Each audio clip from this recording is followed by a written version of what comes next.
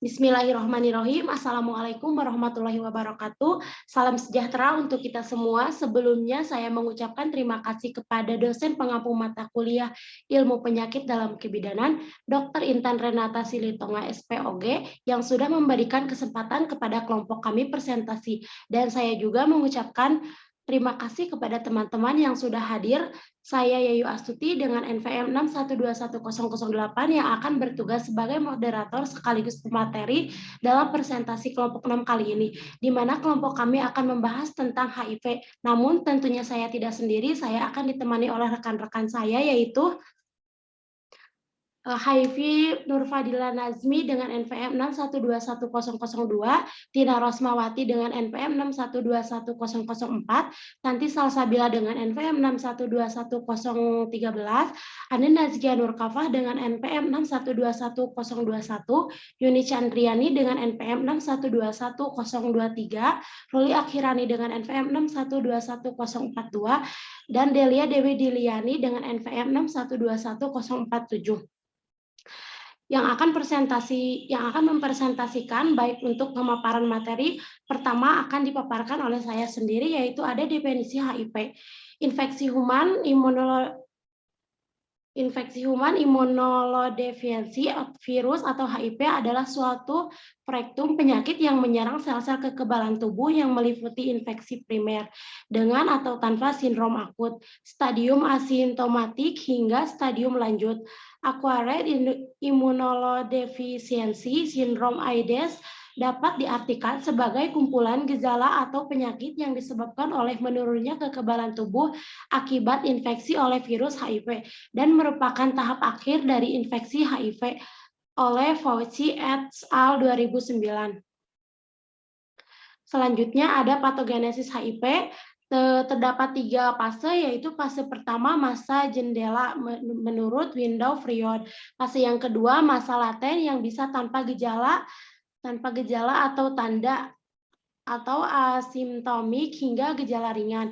Fase ketiga, masa AIDS merupakan fase terminal infeksi HIV dengan kekebalan tubuh yang telah menurun drastis sehingga mengakibatkan timbulnya berbagai infeksi oportunistik berupa peradangan berbagai mukosa, misalnya infeksi jamur di mulut, kerongkongan, dan paru-paru. Di sini ada manifestasi klinik HIV. Infeksi HIV tidak akan langsung memperlihatkan tanda atau gejala tertentu dalam perjalanannya. Infeksi HIV dapat melalui 3 fase klinis, yaitu yang pertama infeksi akut, yang kedua infeksi laten, yang ketiga infeksi kronis. Selanjutnya ada gejala klinis HIV. Penderita bebas dari gejala infeksi selama 8 atau 9 tahun, lebih penderita mulai memperlihatkan gejala yang kronis, seperti pembesaran kelenjar getah bening, gejala khas, diare, berat badan menurun, demam, batuk, dan pernapasan pendek. Fase awal, tidak ditemukan gejala dan tanda-tanda infeksi, kadang-kadang ditemukan gejala mirip flu seperti demam, sakit kepala, sakit tenggorokan, ruam, dan pembengkakan kelenjar getah bening dapat menularkan virus kepada orang lain. Fase akhir, di sini ada terjadinya sekitar 10 tahun atau lebih. Yang kedua ada gejala yang lebih berat, mulai timbul berakhir pada penyakit AIDS.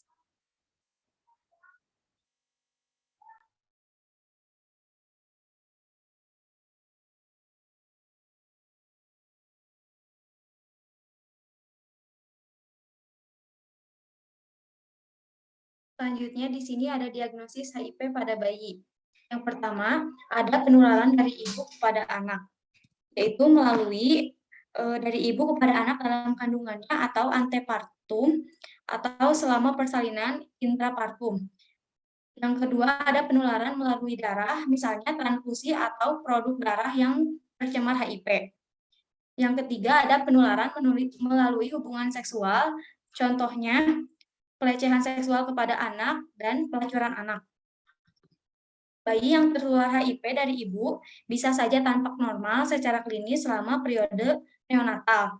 Penyakit penanda AIDS tersering yang ditemukan pada anak adalah pneumonia yang disebabkan pneumocystis Karini, gejala umum yang ditemukan pada bayi dengan infeksi HIV adalah gangguan tumbuh kembang, kandidiasis oral, diare kronis, atau hepatosplenomegali atau pembesaran hepa dan lain. Selanjutnya di sini ada diagnosis HIV pada anak. Anak dengan HIV sering mengalami infeksi bakteri kambuh-kambuhan, gagal tumbuh atau wasting, limfadenopati menetap, keterlambatan berkembang, sariawan pada mulut dan taring. Anak usia lebih dari 18 bulan bisa didiagnosis dengan ELISA dan tes konfirmasi lain seperti pada orang dewasa. Terdapat 2 klasifikasi yang bisa digunakan untuk mendiagnosis bayi dan anak dengan HIV, yaitu menurut CDC dan WHO. Selanjutnya ada infeksi HIV dan reaksi imunologi. Banyak bagian dari tubuh kita yang melindungi diri dari penyakit. Antara lain kulit, mulut, saluran pernapasan, saluran kencing, usus, dan aliran darah. Kulit biasanya menjadi tameng terhadap HIV dan kuman penyebab penyakit lainnya.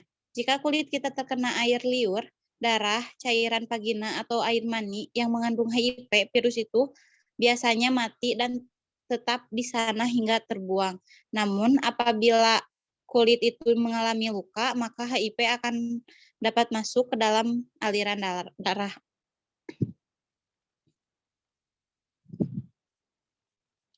Dinamika penularan HIV, yang pertama ada transmisi seksual, yang kedua transmisi non-seksual, dan yang ketiga ada penularan masa prenatal. Berikutnya ada media penularan HIV. Cairan tubuh yang menjadi media penularan HIV dalam jumlah yang cukup dan berpotensi adalah darah, mani, cairan vagina, dan air susu ibu atau ASI. Selain itu, HIV menular melalui darah terjadi dengan cara menggunakan jarum suntik yang tidak steril, alat tindik telinga, alat tato, atau alat tusuk yang tercemar HIV, dan transfusi darah yang mengandung HIV. Lalu, efektivitas penularan HIV. Yang pertama, transfusi lebih besar dari 90%. Kedua, ada perinatal 25-45%. Ketiga, ada seksual 0,1-1%. Dan keempat, ada injection drug use atau IDU 0,5-1%. Kemudian, dari transmisi perinatal, dalam kandungan 5-10%, terutama pada trimester 3. Kedua, waktu persalinan 10-20%. Ketiga, waktu menyusui atau nifas 10-15%. Lalu, penularan melalui seksual sebesar 80%, tergantung cara berhubungan seksual. Yang pertama ada heteroseksual, yang kedua ada homoseksual, yang ketiga ada biseksual. Lalu, status PMS, pelindung atau kondom, dan yang terakhir MSM atau men having sex with men atau MSM. Selanjutnya ada proses HIV menjadi AIDS. Yang ke-1 HIV memasuki tubuh, yang kedua HIV berkembang biak dalam tubuh, yang ketiga sistem kekebalan tubuh menurun, yang keempat sistem kekebalan tubuh tidak dapat melawan berbagai penyakit. Next. Penularan HIV melalui alus sebagai berikut. Yang ke-1 cairan genital, yang kedua kontaminasi darah atau jaringan, yang ketiga perinatal. Selanjutnya, ada 3 faktor risiko penularan HIV dari ibu ke anak atau UNAIDS 2018, UNAIDS 2017, WHO 2016, dan Kementerian Kesehatan 2015. Yang pertama ada faktor ibu. Poin pertama ada kadar HIV dalam darah ibu atau viral load. Yang kedua ada kadar CD4. Yang ketiga ada status gizi selama kehamilan. Yang keempat penyakit infeksi selama kehamilan. Dan yang terakhir masalah pada payudara misalnya puting lecet. Yang kedua ada faktor bayi. Yang pertama usia kehamilan dan berat badan bayi saat lahir. Yang kedua periode pemberian ASI. Yang ketiga adanya luka di mulut bayi. Resiko penularan lebih besar ketika bayi diberi ASI. Dan yang terakhir ada faktor tindakan obstetrik. Risiko terbesar penularan HIV dari ibu ke anak terjadi pada saat persalinan karena tekanan pada plasenta meningkat sehingga bisa menyebabkan terjadinya hubungan antara darah ibu dan darah bayi. Faktor-faktor yang dapat meningkatkan resiko penularan HIV dari ibu ke anak selama persalinan adalah sebagai berikut. Yang pertama, ada jenis persalinan. Yang kedua, lama persalinan. Yang ketiga, ketuban pecah lebih dari 4 jam sebelum persalinan meningkatkan risiko penularan hingga 2 kali dibandingkan jika ketuban pecah kurang dari 4 jam. Dan yang terakhir, tindakan episiotomi, ekstrasi vakum, dan forceps meningkat risiko penularannya HIV. Di sini ada pengobatan dan pencegahan HIV atau AIDS. Yang pertama, pengobatan yaitu penderita yang telah terdiagnosis HIV harus segera mendapatkan pengobatan berupa antiviral yang bekerja untuk mencegah virus HIV, menggandakan diri, dan menghancurkan sel CD4. Pengobatan ini dapat digunakan untuk ibu hamil agar mencegah penularan HIV ke janin. Namun, perlu diingat bahwa pengobatan ini harus dilakukan rutin dan diminum sesuai jadwal di waktu yang sama setiap hari agar perkembangan virus dapat dikendalikan. Pencegahannya yaitu penularan HIV dapat dicegah melalui langkah-langkah sebagai berikut. Yang pertama, saling setia terhadap pasangan, hindari berganti-ganti pasangan. Yang kedua, hindari penggunaan narkoba, terutama melalui jarum suntik. Yang ketiga, edukasi HIV yang benar mengenai cara penularan, pencegahan, dan pengobatannya dapat membantu mencegah penularan HIV di masyarakat. Tata laksana HIV atau AIDS. Yang pertama, melakukan abstinensi seks, melakukan hubungan kelamin dengan pasangan yang tidak terinfeksi. Yang kedua, memeriksa adanya virus paling lambat 6 bulan setelah hubungan seks terakhir yang tidak terlindungi. Yang ketiga, menggunakan pelindung jika berhubungan dengan orang yang tidak jelas status HIV-nya. Yang keempat, tidak bertukar jarum suntik, jarum tato, dan sebagainya. Yang kelima, mencegah infeksi ke janin atau bayi baru lahir. Baik, mungkin sampai sini materi yang bisa kita sampaikan. Mohon maaf bila ada kesalahan. Terima kasih. Wassalamualaikum warahmatullahi wabarakatuh.